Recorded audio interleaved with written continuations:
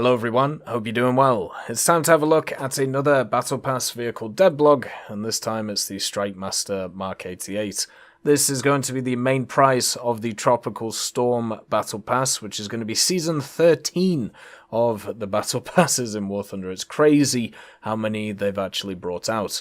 It's going to be a premium strike aircraft for Britain at rank 4, and it's also going to be a pretty low BR jet aircraft. Don't be surprised though, because its characteristics are not really what you may think from a jet aircraft. This vehicle was kind of a trainer, but also used as a light strike attack aircraft, and I feel like in War Thunder it may struggle to find its place. Let's have a look at the history of this vehicle.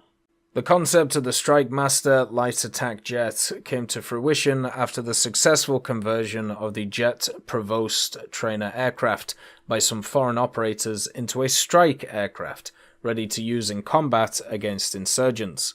The British Aircraft Corporation, or BAC, began to equip the aircraft with a more powerful engine, front-facing machine guns, and a weapon mount for export sales, so that even countries with modest economies could afford an inexpensive attack aircraft. The Mk.88 was specifically designed for the New Zealand Air Force, with the first aircraft of this modification being delivered in 1972, which remained in service until 1993. The Strikemaster set a world record as the most frequently ordered aircraft for export, and was in service with the air forces of 10 foreign countries.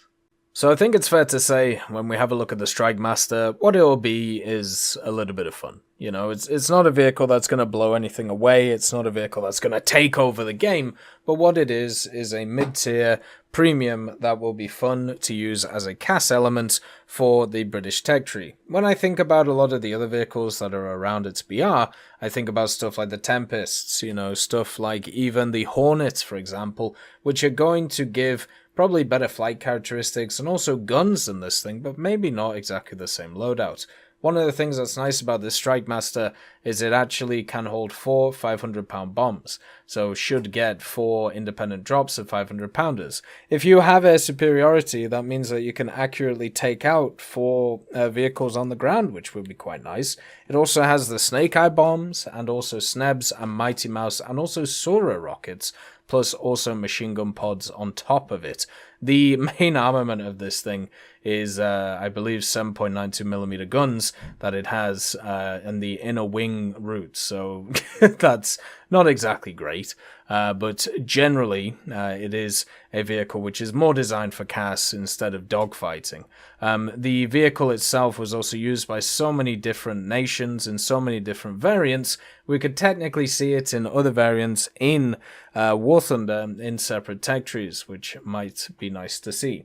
Since the original origin of this vehicle is Britain, and also since at the same time it is used by New Zealand, it looks like it's going to the British tech tree, which is also quite cool. 2 Battle Pass vehicles out of 3 for Britain is quite nice. Along with this, you obviously have the Gay Archer as the naval vehicle, and I think overall I'm just quite happy to see this as the main prize.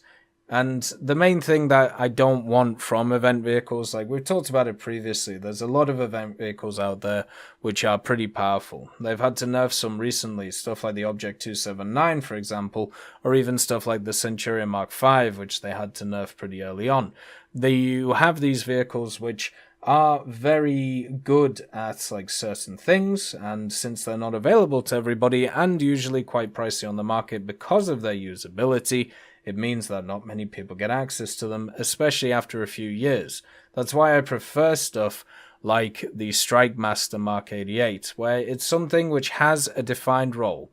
You know, its defined role is CAS, and also it has to do it in an air superiority setting. It can technically defend itself with some maneuvering and, you know, using the guns, but it's not going to be very good at it. And overall, it's just going to be one of those vehicles which bolsters a lineup, but isn't going to be the core of a lineup, which I like from these types of things. It's also something that we haven't seen a lot, a main prize for a battle pass. I believe we had the SU-8 which was one of them, but that one I feel like was a pretty poor vehicle just because of its flight characteristics not being very good. This one's flight characteristics will be nice once you actually ditch the ordnance. The ordnance, of course, is really going to slow it down.